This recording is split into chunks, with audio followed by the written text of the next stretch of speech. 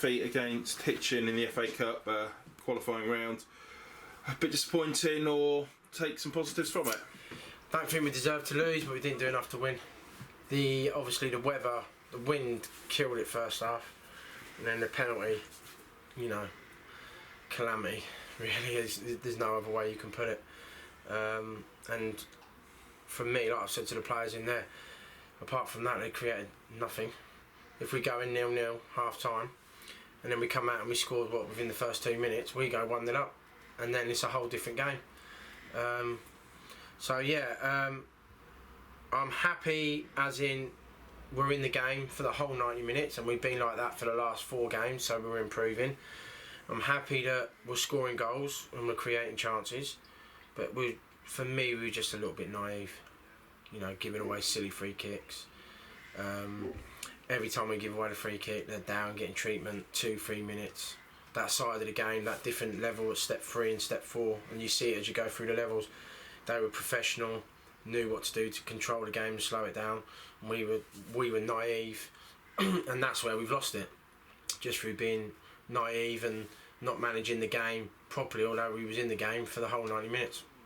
Saying that, they didn't create anything. For being a step above, in theory, above yourselves, they really didn't come here and dominate the game. It was very even. It could have gone either way. I think if you look at the game, and everyone knows me, I'm very honest, so when my team ain't good enough, I say my team ain't good enough. But if you see how they had the wind and how they played, and then you see how we had the wind and how we played second half, we were better than them.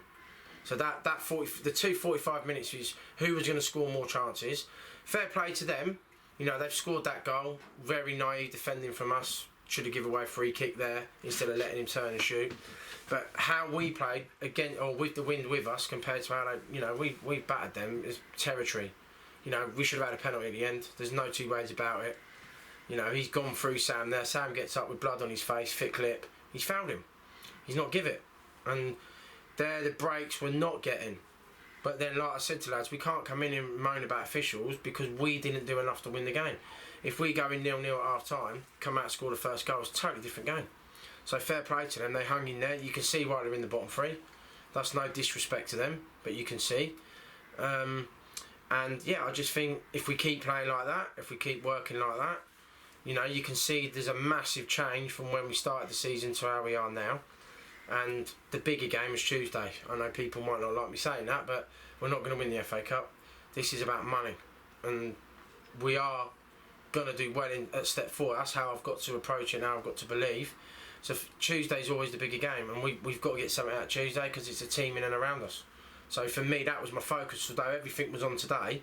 But if someone had said to me, right, you lose today, but you get a positive result Tuesday, I'm taking the positive result Tuesday without a shadow of a doubt. I'm just very disappointed because we still haven't got a positive result at home, and I want to win at home. I want to get clapped off by fans that are happy because we've got a result, and not because they're applauding hard work, togetherness. Do you know what I mean? So, not negative, but we've got to do more, and we've got to do it Tuesday. And anything about anybody coming in or anybody going out, a striker possibly, or? No, we've just got to be patient with that. You can see we've got Joel up front, midfielder. He's back up his Phil Bilson centre half. That's where we're at. Yeah. I've spoke to players who have left clubs this week. The figures they're talking, we just can't compete with.